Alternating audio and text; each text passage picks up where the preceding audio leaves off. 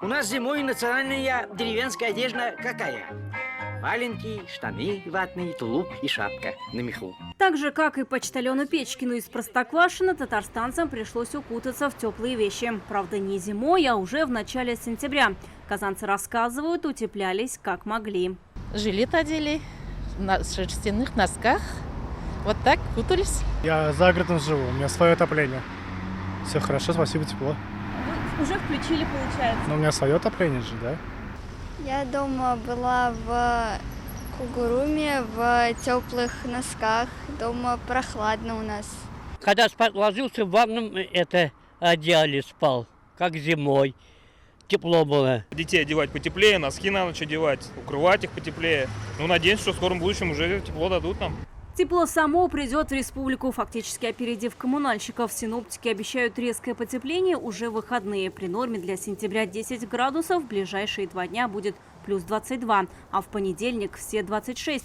При этом ожидаются осадки, поэтому это еще не бабье лето, успокаивают в гидромедцентре. Этот период полноценным бабьим летом назвать нельзя, так как бабье лето – это все-таки период сухой, теплой погоды в сентябре, который наблюдается при антициклональной деятельности. А у нас, напротив, сейчас установилась циклоническая деятельность, то есть мы находимся под влиянием циклонов.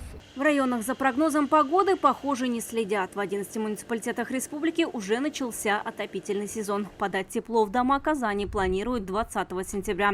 Эта новость обрадовала не всех. Вот что пишут в соцсетях. Если запустят отопление, то потом наступит бабье лето. И еще неделю задыхаться в натопленной квартире, как в парилке. Вам нравится платить за отопление улицы? Мне нет. В прошлом году сколько недель отапливали улицу? Понятно, что холодно, но теплые вещи никто не отменял. У меня дома тепло, если еще отопление включат, задохнуться от жары можно. Свои вопросы и жалобы по поводу отопления татарстанцы сегодня могли задать в приемную президента России. Только за время нашей съемки никто не обратился.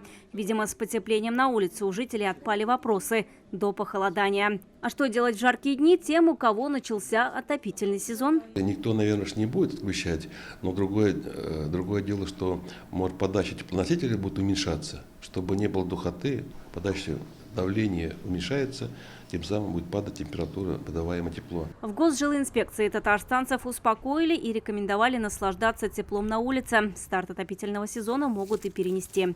Вероника Гайнудинова, Алмаз Зиадинов, ТНВ, Казань. Закажи рекламу на ТНВ. Телефон в Казани 5 705 100.